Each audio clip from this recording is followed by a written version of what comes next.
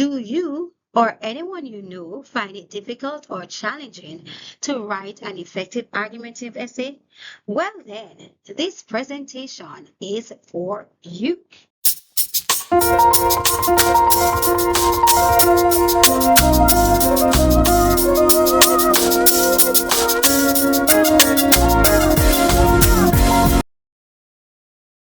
The objective of this presentation is to provide a comprehensive approach as to how you can effectively tackle the argumentative essay for CSEC English A. Looking at the May-June 2025 CSEC question, and it reads, Section D, suggested time 45 minutes. You must answer this question. Your answer should be approximately 250 to 300 words in length. Write your answer on the rule pages provided, pages 20 to 24. You are expected to write within the word limit. There may be more space than you need. There is a blank space on page 19 for any notes you may want to make. This will not be marked. You must write in standard English. Your answer will be assessed on the following. A. Appropriateness of your content. B. Clarity, organization, and development of your argument. C. Correctiveness of grammar, sentences, paragraphs, vocabulary, spelling, and punctuation. And the question reads, face-to-face teaching and learning is better than online teaching and learning. Write an argumentative essay giving your views on this statement. Allocated marks 25. The first step is the identification of the subject matter. It is important that after students read carefully the given question, they need to identify the key terms within the given question so as to avoid misinterpretation. And what are these key terms? So the key terms are face-to-face teaching and learning, better than, and online teaching and learning.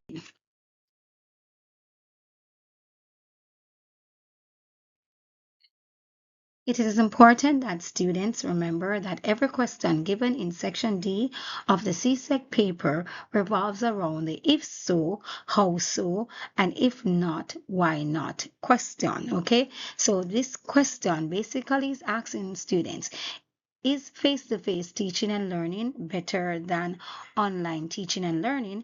And if you are saying that face-to-face teaching and learning is better than online teaching and learning, how is it better than online teaching and learning? And if you disagree and you are in favor of online teaching and learning, you're going to say why online teaching and learning is better than face-to-face teaching and learning.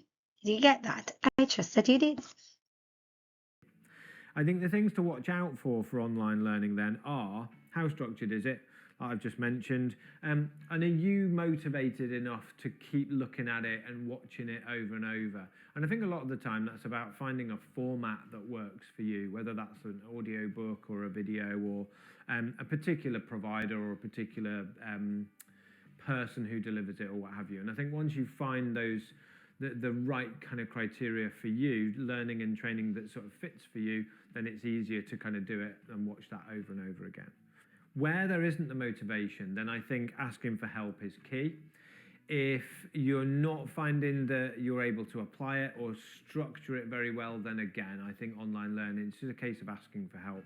And that might be from your line manager or from a coach, or it could be lots of sources, people like us.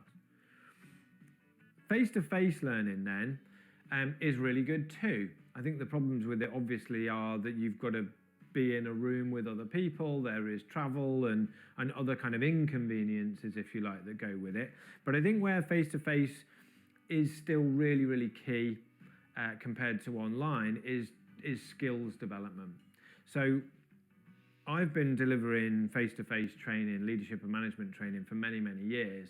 And stuff used to be, like a, 4 or 5 day residential. Then it was a 2-day off-site.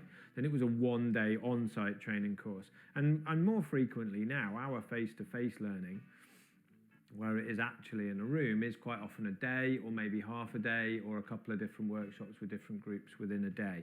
So that timescale's come down, but I don't think there's any replacement for that in terms of wanting to get peer feedback, getting tutor feedback from people like myself. We often use business actors, so actors that come in and we've got very carefully kind of crafted situations that you can just be yourself and just kind of work through without having to role play or whatever, and being able to really quite quickly within a few hours really take a skill from being like a 2 or 3 out of 10 maybe up to kind of like a 5 or a 6 out of 10, something like that. So I think it's really worthwhile. Somewhere in the middle, I guess, then is virtual classroom stuff. So live workshops, we do a lot on Zoom and Teams now, and that's fine for the most part, particularly as long as people are engaged and the technology is good and the use of the tech is good, which is fine. But I still don't think it's quite as rich and therefore quite as good as the face-to-face stuff for key behavioural and key kind of skills development. So I think each of them have their place. Is online as good as face-to-face learning?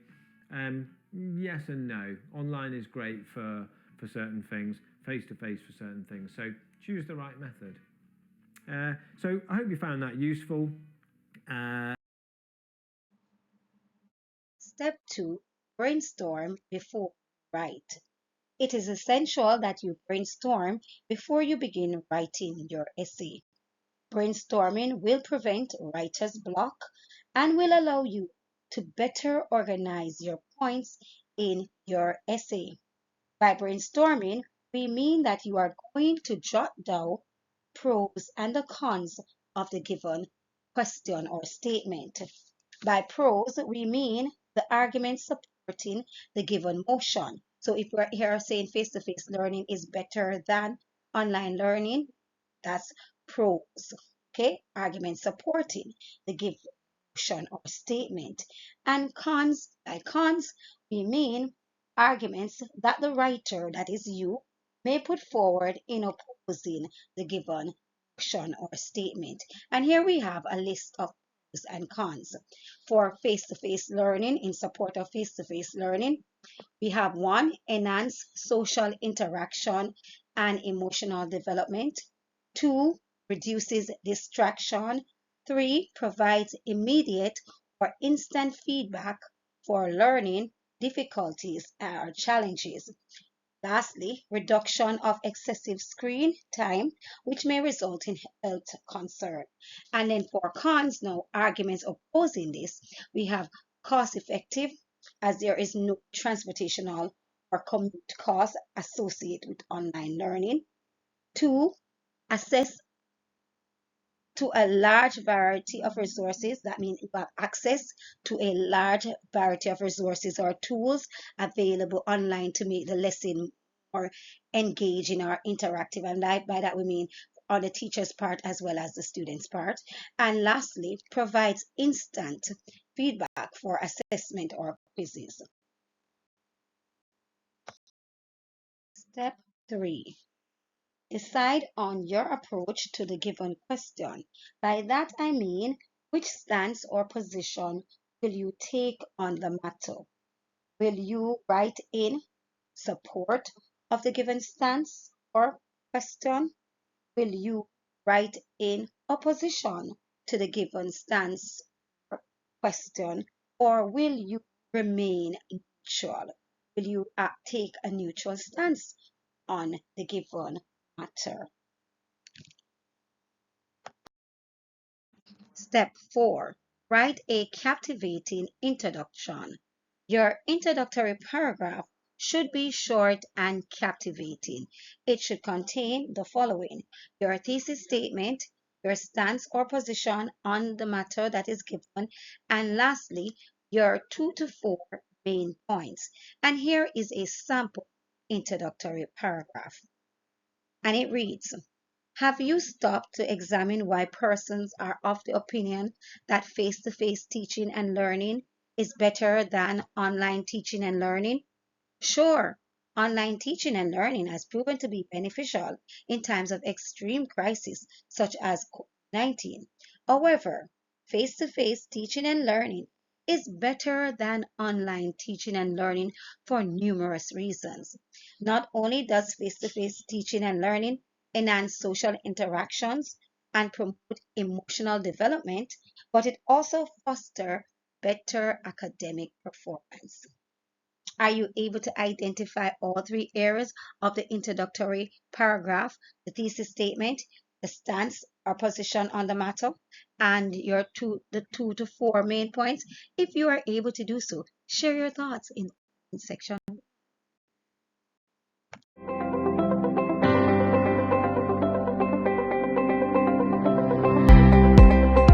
This is how I explain it to kids.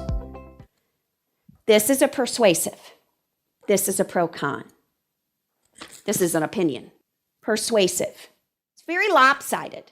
It's very one. It's not that I don't acknowledge there is another side. I'm just not going to give it any space.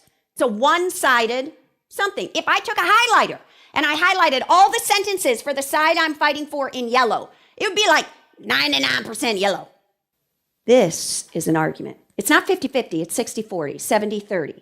If I highlighted the sentences for the opposition, not putting the opposition down, but acknowledging that it's a debate. There's no easy answer. That's why it's an issue. What are the valid points they make? You give them space. It's pro-con. Step 5, developing your body paragraphs. As mentioned in the video inserted on argumentative essay, you would realize that the argumentative essay values the pro-con approach. Thus, it is important that students remember that you must present the other side of the issue within your argumentative essay. Therefore, counter arguments are essential when you are developing your body paragraphs. Here is a sample body paragraph, and the body paragraph reads, research conducted by renowned psychologists reveals that face-to-face teaching and learning enhance social interactions and emotional development.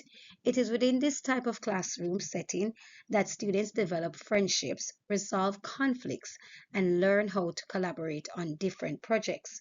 Yes, online teaching and learning may facilitate group interactions through different online platforms such as Zoom and Google Meet. However, these interactions are limited as students are confined to seeing their classmates on the screen. And you would have seen here that there is the use of research to substantiate points. Also, there is the outline of social benefits as well as emotional development. And then there is the presentation of a counter argument.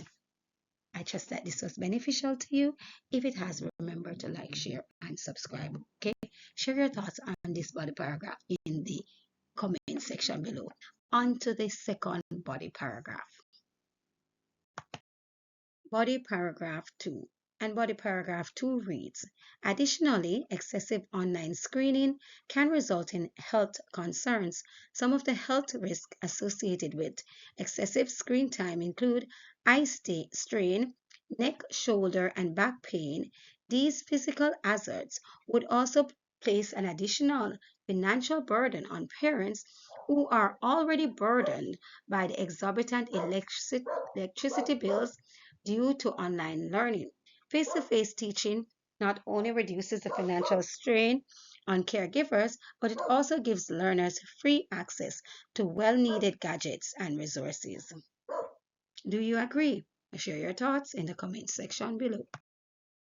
Third body paragraph, and it reads, the availability and accessibility of these gadgets and resources provided by face-to-face teaching and learning will improve students' academic performance. Within the face-to-face classroom, teachers will be able to better assess whether students have grasped the concepts taught, as they will be able to use facial clues to determine this. Hence, the teacher will know whether he or she should revisit the topic explored or provide additional activities on this topic. Also, face-to-face teaching and learning ensure that students are focused within the classroom, whereas within the online classroom, there is really no guarantee that the child or learner is not distracted, even when you ask him or her to open their video. The ability to monitor students' teaching and learning and progress with more certainty indicates that face-to-face teaching and learning is better than online teaching and learning. When quizzes, tests, and class activities are placed within the online space, there is no way of determining whether the child did the work on his or her own. Do you agree? Share your thoughts in the comment section below. Step 6. Write the conclusion. Now, the conclusion provides a synopsis of your main points expressed in other words. And here is a sample conclusion, and it reads, both face-to-face teaching and learning and online teaching and learning have advantages and disadvantages. However, when we examine critically, we can conclude that face-to-face teaching and learning is more beneficial than online teaching and learning. Do you agree? Share your thoughts in the comment section below. And if this presentation was beneficial to you, remember to like, share, tell a friend, and most definitely subscribe. God bless you.